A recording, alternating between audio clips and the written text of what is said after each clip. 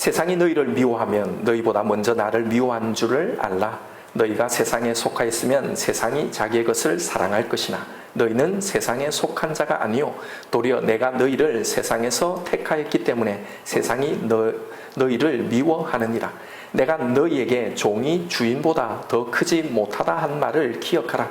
사람들이 나를 박해하였은즉 너희도 박해할 것이요 내 말을 지켰은즉 너희 말도 지킬 것이라.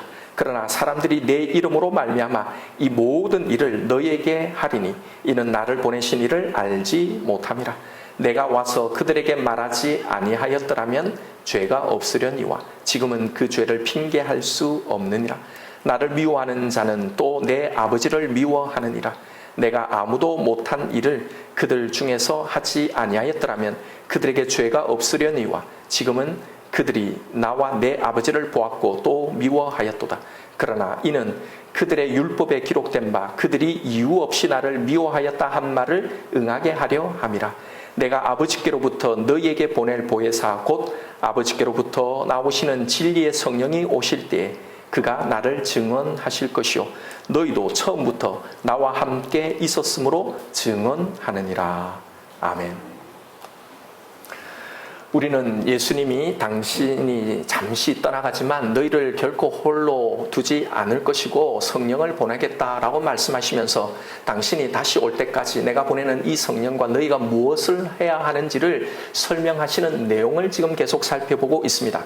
세 가지로 설명을 하시는데 첫째가 나의 사랑 안에 거하는 이 일을 하라는 거였고 둘째로 그렇게 내가 너희를 사랑한 것 같이 너희도 서로 사랑하라라는 거였습니다. 그리고 세 번째가 오늘 본문의 내용인 세상이 나를 박해한 것 같이 너희도 박해할 거다. 그러니 이걸 이상한 일로 여기지 말고 담담히 이 시간을 살아내라라는 겁니다. 이것이 제자들 그리고 그 이후 주님을 따르는 모든 믿는 자들에게 당부하신 내용인데요. 그런데 여러분 정말 기가 막힌 아이러니는 오늘 이 시대 성도들에게 있는 가장 크고 대표적인 오해가 바로 이 세 가지라는 겁니다. 예수님은 너희가 내 사랑 안에 거하면 무엇이든지 다 받아 누리는 삶을 살 거라고 하셨는데도 우리는 정작 이 사랑을 너무도 과소평가합니다. 예수님의 십자가는 내가 죽고 난 후 천국에 가는데 그때 결정적으로 필요한 것이지 지금 현재 내 삶에 일어나는 이런 문제들을 해결하는데 아무런 힘도 능력도 되지 못하고 있는 겁니다. 우리가 인생의 고비고비 그 수많은 위기와 문제들을 만나는 그 순간에 우리는 하나님이 나를 얼마나 사랑하셨는지를 사실은 생각하지 않습니다. 여기로 돌아가야 하는데 이걸 생각하지 않는단 말입니다. 그 십자가를 찾고 그 십자가에 집중하고 그 십자가가 우리에게 증명해주는 그 사랑에 내가 살아갈 힘과 용기와 이걸 이겨낼 그런 능력을 그 평안과 그 안심을 찾지도 그리고 거기서 얻지도 못합니다. 그러면서도 우리는 그 사랑 안에 내가 거하고 있다라고 생각하고 있는 겁니다. 두 번째 오해는 지난 시간에 살펴본 내용으로 사람을 사랑하는 것이 성경의 모든 요약이자 성경의 결론이라는 말씀에 대한 무시입니다. 우리가 해야 할 이 신앙생활에서 사람을 사랑하는 것이 하나님을 사랑하는 그것만큼 중요하다는 것, 이 둘이 절대로 분리할 수 없다는 것에 대해서 잘 인식하지 못하고 신앙생활하는 겁니다. 이렇게 하나님의 말씀은 완전히 무시한 채로 하고 있는 우리의 신앙생활에 대해서 별 문제의식을 느끼지 못한다는 점이죠. 이 두 가지 오해에 대해서는 지난 2시간에 말씀을 드렸고 오늘은 세 번째 오해에 대해서 하시는 예수님의 말씀입니다. 바로 고난에 대한 우리의 잘못된 인식입니다. 하나님을 잘 믿으면, 예수를 잘 믿으면, 신앙생활 잘하면, 교회 열심히 나오면 고난이 없을 거라고 생각하는 겁니다. 그래서 우리가 예수를 믿으며 걸어가는 이 신앙의 길은 언제나 범사가 다 잘되고 형통하고 들어가도 복을 받고 나와도 복을 받는 그런 평안의 상태라고 생각하는 거예요. 늘 그래서 기도의 응답의 간증들이 그런 체험들이 내 삶 속에 막 넘쳐나는 그런 삶만을 신앙생활의 가장 이상적인 모습으로만 생각하는 거죠. 예, 물론 그 상태가 이상적인 모습이기는 하지만 그런데 여러분 정작 성경이 말하는 이 이상적인 상태에 들어가 있는 이 성도의 삶의 기본값은 고난이라는 사실입니다. 우리가 결정적으로 오해하고 있는 부분은 성경에 나오는 이 범사가 잘 되고 형통하고 들어가도 나와도 복을 받는 이 상태는 내가 원하는 대로 모든 것이 다 이루어졌기 때문에 그래서 잘 됐고 그래서 형통이고 그래서 복을 받은 게 아니란 말입니다. 예수님이 첫 번째 하신 말씀 그 내용 그대로 그것이 그 사람의 신앙생활 안에서 이루어졌기 때문입니다. 고난 안에 있지만 이것이 이루어졌기 때문에 분명히 고난의 상황이지만 그건 형통이고 그건 범사가 잘 되는 것입니다. 고난도 어려움도 없어서가 아니라 하나님의 사랑 안에 예수의 이 십자가 안에 내가 거하고 있다는 걸 그걸 진짜 믿는 사람 그걸 믿는 사람에게 나오는 고백이 이거고 실제로 그 사랑을 누리는 상태가 이거라는 말입니다. 그래서 예수님이 너희가 내 사랑 안에 거하고 있으면 무엇이든지 원하는 대로 구하면 다 받는다라고 한 겁니다. 내가 기도하는 그대로 모든 게 다 이루어져서가 아니라요. 내 삶에 아무런 문제도 아무런 고난의 문제도 없어서가 아니라 하나님이 나에게 내리신 그 결정, 이 문제에 내리신 그 결정, 하나님의 인도하심이 가장 복되다는 걸 내가 알기에 이제는 그전처럼 하나님 이게 꼭 있어야 됩니다. 하나님 이거 제발 좀 들어주십시오 라는 기도가 아니라요. 이제 우리의 모든 기도가 하나님 내가 그게 필요한 건 맞지만 그러나 하나님은 뜻대로 마옵시고 아버지의 뜻대로 이루어 주옵소서라고 예수님처럼 우리도 그렇게 기도하기 때문입니다. 그게 범사가 잘 되는 거고 그게 형통한 거고 그게 복이라는 것을 알기 때문에요. 바로 그걸 말하는 겁니다. 여러분 성경을 하나님의 말씀인 이 성경을 정말 제대로 한번 다시 봐보세요. 거기에 어디 하나님을 믿으면 내가 원하는 걸 다 이루어주고 이 땅에 아무런 고통도 고난도 없이 살 거라고 말씀하신 그 대목이 어디 있습니까? 있으면 여러분 한번 가지고 와 보십시오. 만약에 여러분이 그렇게 믿고 왔다면 여러분은 속은 거예요. 다 잘못된 정보만을 듣고 온 겁니다.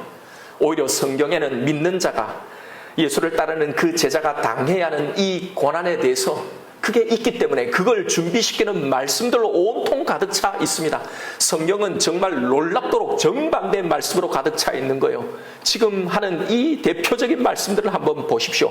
대표적인 사도들의 말입니다. 디모데후서 3장 12절에 무릇 그리스도 예수 안에서 경건하게 살고자 하는 자는 박해를 받으리라. 베드로전서 4장 12절입니다. 사랑하는 자들아 너희를 연단하려고 오는 불시험을 이상한 일 당하는 것 같이 이상히 여기지 말고 오히려 너희가 그리스도의 고난에 참여하는 것으로 즐거워하라. 요한 1서 3장 13절입니다. 형제들아 세상이 너희를 미워하여도 이상히 여기지 말라. 다 대표적인 사도들의 말입니다. 사도들의 말이라 좀 그런가요? 그럼 예수님이 직접 하신 말씀들을 한번 보십시오. 마태복음 5장 10절입니다. 의를 위하여 박해를 받는 자는 복이 있나니 천국이 그들의 것이니라. 나로 말미암아 너희를 욕하고 박해하고 거짓으로 너희를 거스러 모든 악한 말을 할 때는 너희에게 복이 있나니 기뻐하고 즐거워하라. 하늘에서 너희의 상이 큼이라. 너희 전에 있던 선지자들도 이와 같이 박해하였느니라. 오늘 본문 20절의 말씀도 보십시오. 내가 너희에게 종이 주인보다 더 크지 못하단 말을 기억하라. 사람들이 나를 박해하였은즉 너희도 박해할 것이요 내 말을 지켰은즉 너희 말도 지키리라. 여러분 이 말은 만약 그들이 유대인들이 내 말을 지켰다면 너희의 말도 지킬 거다. 그런데 내 말도 안 지켰기 때문에 당연히 너희 말도 안 지킬 거다. 그래서 나를 핍박한 것처럼 너희들도 핍박하고 미워할 거다라는 말씀입니다. 예수님은 제자들에게 있을 일을 지금 미리 말씀하고 준비시키고 계신 겁니다. 너희에게 박해가 세상의 미움이 고난이 와도 놀라거나 당황하지 말고 길을 잃지 말라고요. 실제로 예수님이 승천하시고 약속하신 이 성령님이 오십니다. 그 오신 후에 제자들에게 일어났던 일은요 세상의 미움과 적대감과 박해와 핍박이었던 겁니다. 그래서 이걸 깨달은 사도들이 교회를 향해서 이렇게 편지를 보냈던 거예요. 그래서 이 요한복음서의 저자인 요한이 기록한 또 하나의 서신인 계시록에서 주님의 재림을 기다리며 이 땅에 살아가는 모든 성도의 삶을 이렇게 표현해 놓고 있습니다. 계시록 6장 9절입니다. 다섯째 인을 떼실 때 내가 보니 하나님의 말씀과 그들이 가진 증거로 말미암아 죽임을 당한 영혼들이 제단 아래에 있어 큰 소리로 불러 이르되 거룩하고 참되신 대주제여 땅에 거하는 자들을 심판하여 우리 피를 갚아주지 아니하시기를 어느 때까지 하시려 하나이까 하니 각각 그들에게 흰 두루마기를 주시며 이르시되 아직 잠시 동안 쉬되 그들의 동무 종들과 형제들도 자기처럼 예수님 자신처럼 죽임을 당하여 그 수가 차기까지 하라 하시더라. 여러분, 여기서 죽임 당한 그 영혼은요, 육체적인 순교자만을 말하지 않습니다. 이 땅에서 예수를 믿고 살아가는 모든 성도들, 그들이 이 땅에 당하는 모든 고난들을 말하는 거예요. 이 땅에서는 그 고난이 다 갚아지지 않기 때문에 그런 환경에서도 이걸 믿고 살아가야 하기에 그래서 고난인 겁니다. 이렇듯 성경이 말하는 이 땅에서의 성도의 삶은 고난이라는 겁니다. 죽음과 같은 그런 고난. 진짜 우리가 놀라고 놀라워야 하는 건 사실이 이런데도, 성경의 말씀이 이런데도, 이게 성도의 삶, 이게 성경이 말하는 신앙의 길에 대한 성경의 기조라는 걸 전혀 알지 못하고, 그렇게 우리는 열심히 성경을 읽어왔고, 그렇게 열심히 기도하고, 그렇게 열심히 내가 기대하는 그걸 가지고 이렇게 신앙생활하고 있다는 게 훨씬 더 놀라야 할 일인 겁니다. 이렇게 설명드리면 꼭 나오는 이야기가 있습니다. 아니, 성도의 삶이 어떻게 고난만 있느냐? 성경에 보면 하나님을 잘 믿어서 복받은 사람들의 이야기가, 또 그걸 권면하는 이야기가 얼마나 많으냐? 하나님이, 아브라함이 이 땅에서 아들도 받고 거부가 된 이야기도 있고, 요셉이 꾸었던 꿈대로 국무총리가 된 이야기, 결국 성경에 등장하는 인물들이 이 땅에서 복받는 이야기들이 많이 나오지 않냐? 그리고 신명기에 나오는 그 축복의 말씀들은 뭐냐? 하나님을 잘 믿으면 이 땅에서 이렇게 복을 받는다고 약속한 말씀이 있지 않냐? 앉아서도 복을 받고, 누워서도 복을 받고, 나가서도 복을 받고, 들어와서도 복을 받고, 집안에서도 들에서도 복을 받는, 떡반죽 그릇이 복을 받고, 소출이 많아지고, 장수의 복을 받고, 뭐 이런 이야기들. 여러분, 바로 이런 것들을 이 세상의 복으로 둔갑시킨 종교 사기꾼들 때문에 이렇게 뿌리 깊은 오해들이 생겨난 겁니다. 이게 정말 믿는 자들이 이 땅에서 받아 누리는 복을, 이 땅의 복을 말하려고 하는 의도였다면, 이렇게 잘 믿으면 이 땅에서도 이렇게 다 이런 복을 받아 누릴 수 있다라는 게 이걸 말하는 것이라면, 너희도 나처럼 세상의 미움을 받게 될 거고 너희도 죽임을 당할 거라는 예수님의 이 말씀은 그럼 뭔가요? 거짓말입니까? 그럼 왜 그렇게 신실하게 믿었던 야고보는, 스데반은 살지 못하고 순교를 당해야 했을까요?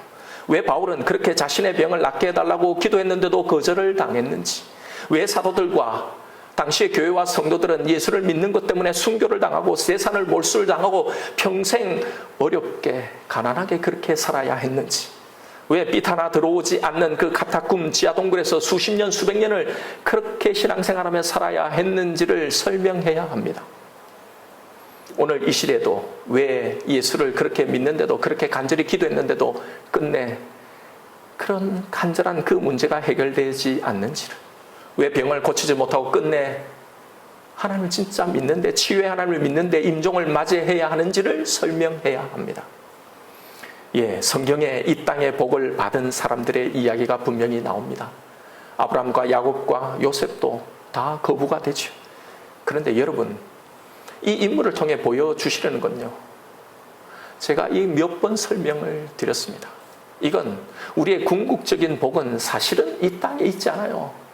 그 끝에 있는데, 진짜 복인 죽음 이후에 이 영원한 이 복을 아직 우리가 그 끝에 다 도달하지 않는 우리에게, 아직 죽음을 통과하지 않는 우리에게 이 복을 설명하기 위해서요, 이 결말을 설명하기 위해서 결국 하나님 이 성경에 약속했던 이 모든 약속의 말씀들이 하나도 빠짐없이 다 이루어진다는 걸 말하려고 이 땅의 복을 그들의 인생, 그들의 삶을 통해서 샘플로 말씀하신 겁니다. 그래서 그들 이야기의 결론이 어떻게 끝나는지를 다시 잘 보십시오. 이 땅에 복을 받고 거부가 되어서 그래서 행복하게 잘 살았더라가 아니에요. 그 모든 이야기들의 결론에는 그들이 다 이 복을 오해했다는 겁니다. 처음에 그들이 생각했던 이 복이 나중에는 그게 아니었다는 걸 밝혀주면서 끝나는 거잖아요. 아브라함에게 있어서 복은 자식이 아니었다는 걸 깨닫게 됩니다. 그래서 결국 자기 목숨보다 더 귀한 그 아들을 바치는 거잖아요. 야곱도 자신에게 주어진 이 복이 이 땅의 물질, 그 돈, 재산이 아니라 하나님의 선택, 이것이 복이었다는 걸 깨닫기에 모든 걸 다 가진 그 바로에게 꿀리지 않고 그를 축복하는 것으로 그의 인생 이야기가 끝나잖아요. 그래서 그의 아들들에게 마지막 축복을 하지 않습니까? 그들에게 뭘 축복합니까? 돈을, 재산을 축복해 주는 게 아닙니다. 그 12아들 향한 창세기에 나오는 축복을 잘 보십시오. 이건요, 결국 메시아의 예언을 그들에게 축복해 주고 있는 겁니다. 12아들 각각에게 메시아가 행할 모든 일들을 그 축복에 담아서 그들에게 해주었던 겁니다. 요셉은 어떻습니까? 자기에게 꾸게 하신 이 꿈이 총리가 되고 높은 자리에 출세하고 앉는 게 아니라 이게 하나님의 구원이라는 걸 깨닫고 그 모든 원통과 원함을 다 풀고 오히려 자기가 겪었던 이 고난에 대해서 감사하게 되잖아요. 결국 이 땅의 것으로 설명한 이 모조품인 그 복이 아니라 진짜 축복을 알았더라라는 이야기입니다. 어떻게 해요? 고난을 통해서요. 참 아이러니하죠. 분명 성경에는 이 길이 축복의 길이고 성공의 길이고 승리의 길이고 감사와 찬양이 나오는 영광의 길이라고 분명히 그랬는데 동시에 이게 고난의 길이라네요.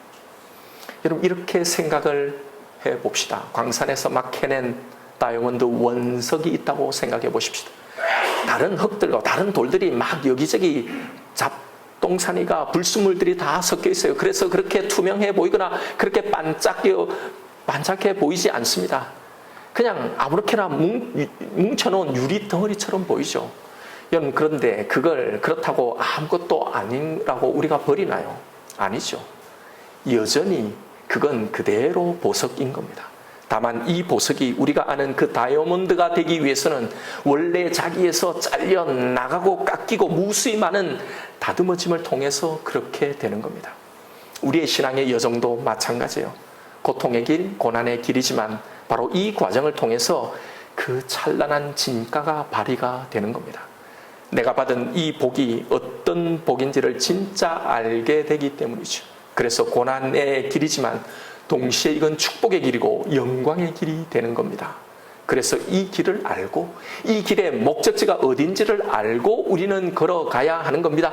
그래서 이 설명을 예수님이 해주시는 거예요. 그래야 혼돈하지 않고 의심하지 않고 방황하지 않고 담담히 이 길을 걸어갈 수 있는 겁니다. 여러분, 우리가 걸어가야 하는 이 신앙의 길, 성경이 말하는 예수님이 말씀하신 이 길은 고난의 길입니다. 우리의 신앙의 길은 고난의 길이에요. 이걸 알아야 합니다. 아유, 나는 지금도 충분히 고난받고 있습니다 라고 하실 겁니다. 그런데 여러분, 내가 지금 받고 있는 이 고난이 오늘 예수님이 말씀하신 그 고난인지를 확인해 봐야 합니다.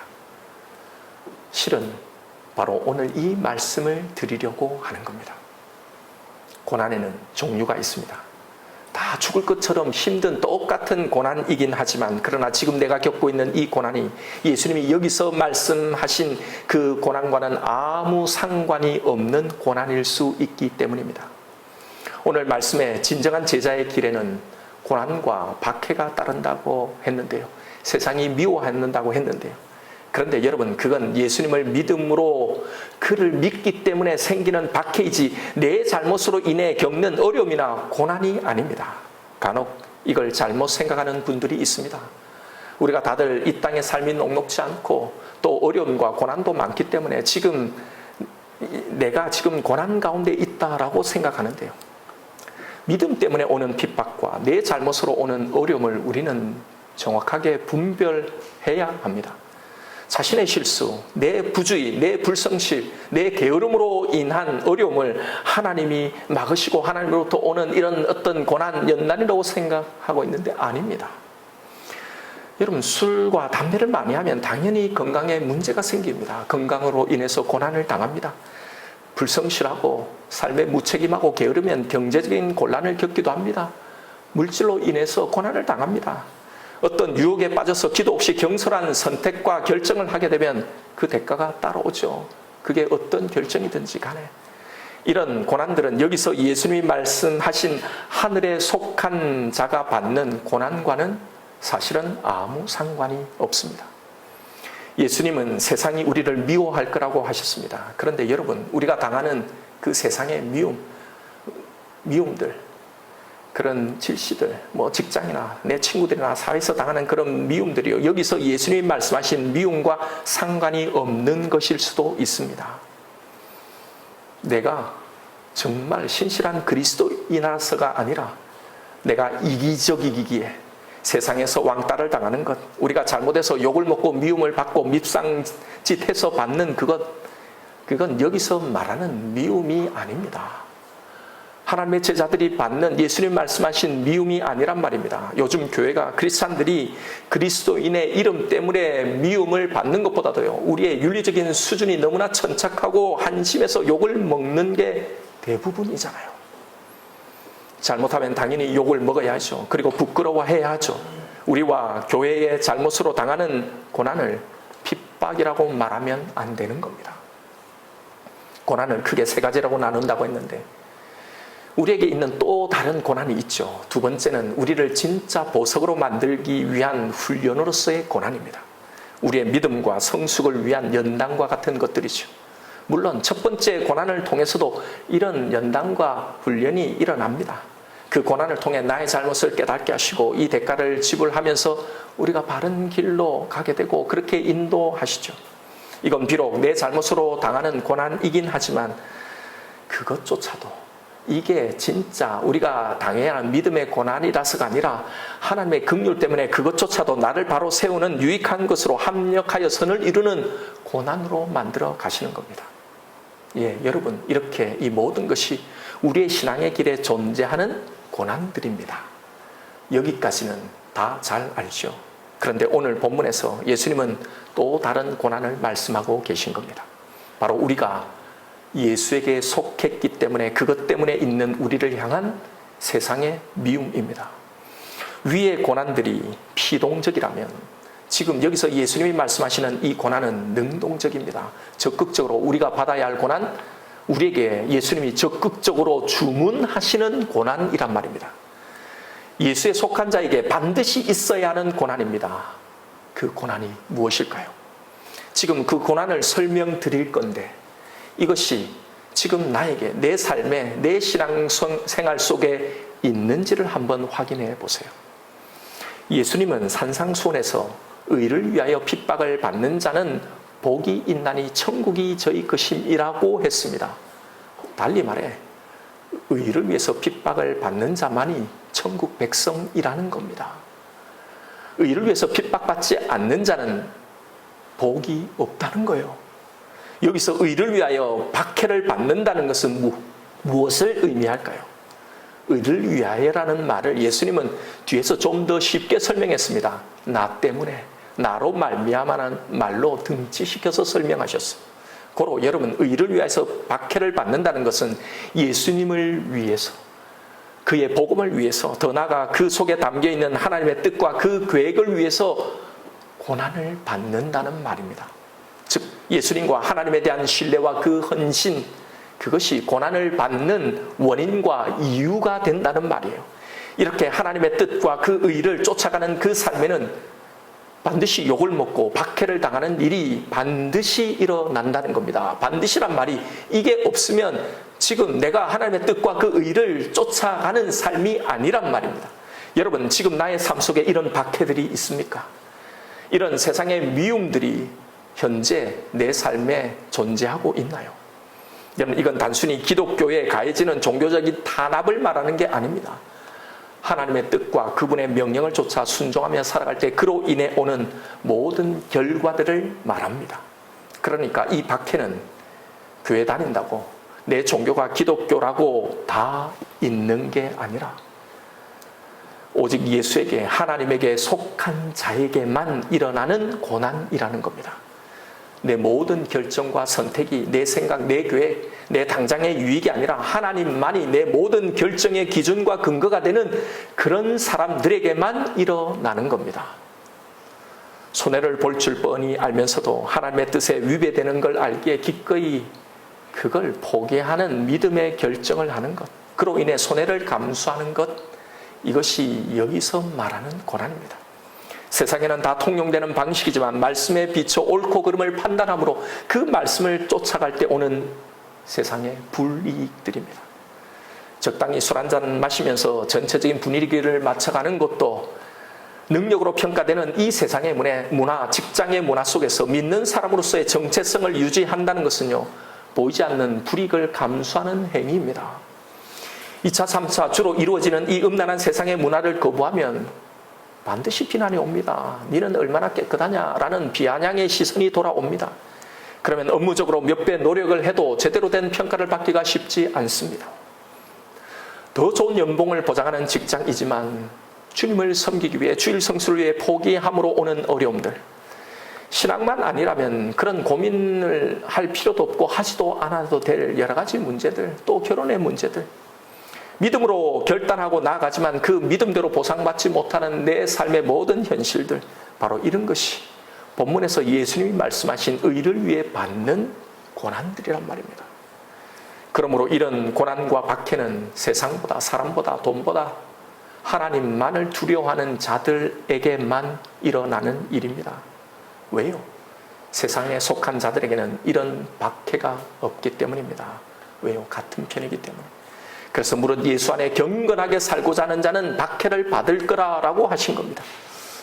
여러분, 현재 나의 삶 속에 이런 박해들이 존재하고 있습니까? 이런 박해가 우리의 삶 가운데 없다면 미안한 말이지만 지금 나는 어디에 속해 있는지 나의 소속을 심각하게 점검해 보아야 합니다. 내 속에 이런 고난이나 박해들이 없다면 어쩌면 의를 위해 사는 삶, 주님을 위해 사는 삶, 그분의 말씀과 뜻을 쫓아가는 그 신앙이 전무하기 때문인지 모릅니다. 말씀이 무엇라고 하는지, 하나님이 무엇을 원하시는지에 대한 관심이 없다면, 말씀에 따라 결정하고 결단하는 믿음의 결단이 없다면 여러분, 세상은 우리를 미워하지 않습니다. 가만히 둡니다. 박해받을 필요가 없습니다. 왜요? 자기 소속이고 같은 편이니까요. 그러나 주님의 뜻대로 조금이라도 살려고 하면 반드시 고난이 옵니다. 아니, 그 박해와 고난이 있어야 합니다. 저를 포함해서 이 시대의 교회와 목사들의 명백한 잘못은 성경이 말하는 만큼 말하지 않는다는 겁니다. 너무나 많은 혜택과 복들의 이야기는 너무나 많이 말하지만 성경의 요구는 너무도 조금밖에 말하지 않습니다. 왜요? 세상에 속한 자들도 대거 이 교회에 들어와 앉아 있기 때문입니다. 그들도 헌금을 내고 그들도 나름 헌신을 하고 그들도 교회 자리를 채우기 때문입니다. 그래서 그들의 소속대로 고난을 피할 수 있는 이런 방법들만 말하지, 예수를 믿어서 얻게 되는 그런 혜택들만 말하지, 성경이 진짜 우리에게 요구하는 이것은 말하지 못하는 겁니다. 반드시 받아야 하는 고난이 있고 이게 없으면 안 된다라고 하는 이 고난에 대해서 말하지 못하는 겁니다. 저도 마찬가지입니다. 여러분들이 마음이 어려워질까 봐 성경이 말씀하시는 것만큼 다 전하지 못할 때가 너무 많습니다. 여러분, 교회를 다닌다고 해서 다 천국 백성이 아니라는 사실을 기억해야 합니다. 이건 예수님의 말씀입니다. 예수님이 분명히 말씀하셨습니다. 주여 주여 하는 자마다 다 천국에 들어갈 것이 아니라고, 오직 내 뜻대로 행하는 자라야 천국에 들어갈 거라고. 그런데 그 천국 백성의 특징은 의를 위해서 예수 그리스도 때문에 핍박받는 자라는 겁니다. 이게 성경이 규정해준 천국 백성의 표준, 그 모습이라는 겁니다. 예수님이 말씀하신 좁은 문과 넓은 문의 비유는 믿지 않는 우리들과 믿지 않는 세상 사람들의 구분이 아니라고 누누이 말씀드렸습니다. 그건 믿는다고 말하는 사람들, 교회에 이렇게 나와 있는 모든 신자들에게 있는 두 가지의 신앙을 말하는 거라고 했습니다. 신앙생활을 하지만 넓은 문으로 가는 자의 신앙생활을 하는 자들이 있습니다. 오히려 예수님은 넓은 문을 찾는 자들이 훨씬 더 많다고 말씀하셨습니다. 여러분, 우리는 이 대목을 중요하게 생각해야 합니다. 교회 다니는 사람들의 대다수 주류가 이렇다는 말입니다. 그들에겐 위험과 손해를 감내하고도 주님의 뜻과 말씀을 따라가려는 영적인 수고와 그 몸부림의 좁은 문은 존재하지 않습니다. 오직 넓은 눈만 있는 거예요. 예수님이 말씀하신 그런 고난은 그들의 신앙의 길에는 존재하지 않는 겁니다. 오히려 어떻게 하면 세상의 미움을 받지 않을까, 세상의 박해를 피할 수 있을까가 그들이 이렇게 주님 앞에 나와 기도드리고 예배하는 이유입니다.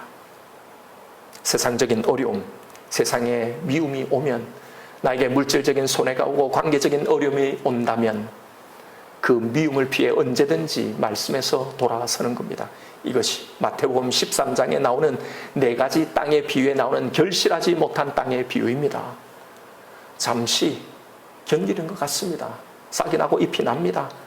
잠시 견디고 신앙생활 하는 것 같다가 환난과 박해가 오면 곧 넘어지는 자에 대한 비유입니다. 결코 그 선을 넘어서지 못하는 겁니다. 여러분, 예수님의 말씀을 들으십시오. 믿음대로 살면 반드시 박해가 있습니다. 아니, 이게 있어야 합니다. 어떤 식으로든. 이 박해와 고난이 하나님의 백성의 이 땅의 삶의 정체성입니다. 여러분, 우리가 걸어가야 할 내 신앙의 길에 대해서 말씀하시는 이 예수님의 말씀을 들으십시다. 그건 예수를 위해 기꺼이 고난 받기를 감수하는 삶입니다. 세상은 명목상의 신자들을 결코 미워하지 않습니다. 왜냐하면 그가 자기 편인 것을 확실하게 알기 때문입니다.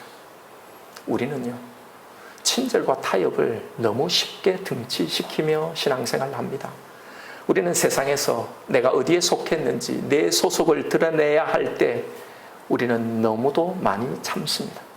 그런데 그것이 그들을 향한 배려와 친절이라고 말하지만 사실은 그것이 아니라 미움을 받지 않기 위한 타협이 아닌지를 우리는 성령님과 함께 물어보아야 하는 겁니다.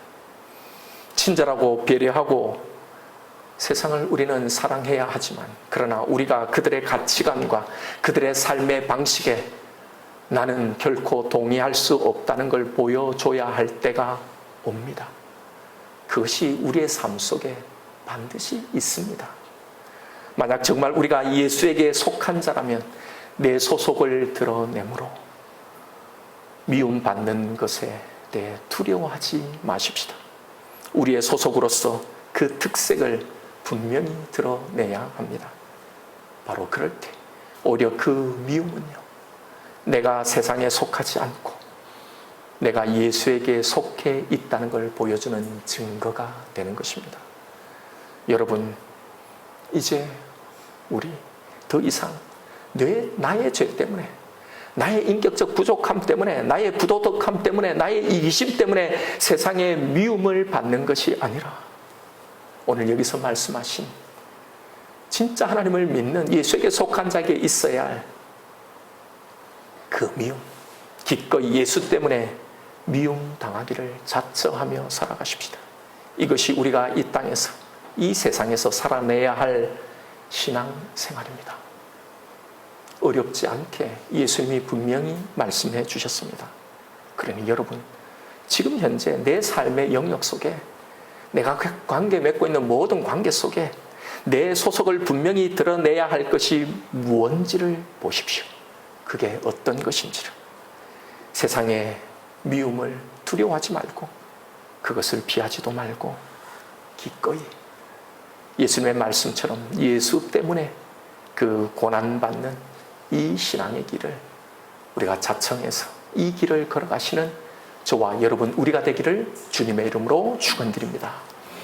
이 시간 오늘 주신 말씀 붙들고 기도하십시다.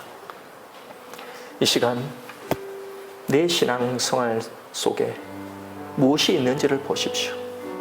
오늘 예수님이 말씀하신 이 고난이, 이 박해가 있습니까? 사랑하는 자들아, 너희를 연단하려고 오는 불시험을 이상한 일 당하는 것 같이 이상히 여기지 말고 오히려 너희가 그리스도의 고난에 참여하는 것으로 즐거워하라. 이는 그의 영광을 나타내실 때에 너희로 즐거워하고 기뻐하게 하려 함이라. 너희가 그리스도의 이름으로 치욕을 당하면 복 있는 자로다. 왜냐하면 영광의 영 곧 하나님의 영이 너희 위에 계심이기 때문이라. 여러분, 나에게 속한 자는 반드시 나 때문에 받는 박해와 고난이 있다는 이 말씀을 새기십시다. 지금 나에게 이런 고난이 있나요? 그리고 그 고난이 있는 내 신앙의 길, 여러분 그것을 내가 이상히 여기고 있지 않습니까? 여러분 그걸 이상히 여기지 마십시다. 그 고난이 내가 어디에 속했는지를 분명하게 확인시켜주는 영광의 증거인 겁니다. 영광의 영, 곧 하나님의 영이 바로 그 내 인생 위에 함께 하시기 때문입니다. 그 고난, 그 위험은 잠시 우리를 힘들게 하지만 영원히 우리를 힘들게 하지 못합니다. 영원히 우리를 죽이지 못합니다. 용기를 내십시다. 예수님 때문에 그 고난받기를 이제 자처하십시다. 지금 현재 내 삶의 영역 속에 내 소속을 분명히 드러내야 할 것이 무엇인지를 보십시오. 세상의 미움을 두려워하지 말고 그것을 피하지 말고 기꺼이 예수 때문에 고난받는 이 신앙의 길을 걸어가십시다. 이 시간 기도하십시다. 주님, 당신으로 인해 기꺼이 고난받기를 자처하게 하여 주옵소서. 이 고난이 내게 기쁨의 확신이 되게 하시고 내 구원의, 내 소속의 증거가 되게 하여 주옵소서. 이 시간 나에게 주신 말씀이 있을 것입니다. 우리 이 말씀 붙들고 하나님 앞에 이 기도를 하며 나아가십시다.